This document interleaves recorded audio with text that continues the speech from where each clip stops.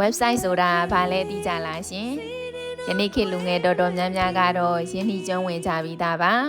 website ဆိုတာကကိုယ်လုပ်ငန်းတွေအကြောင်းထုတ်ကုန်တွေအကြောင်းကိုဘယ်လိုဝန်ဆောင်မှုတွေပေးနေတဲ့ဆိုတဲ့အကြောင်းနဲ့ဆက်သွယ်ရန်ချက်လက်တွေကိုနေရာတစ်ခုထဲမှာတစုတစည်းတင်ပြထားတဲ့ online ကြော်ညာဆိုင်ကလေးတစ်ခုပါရှင်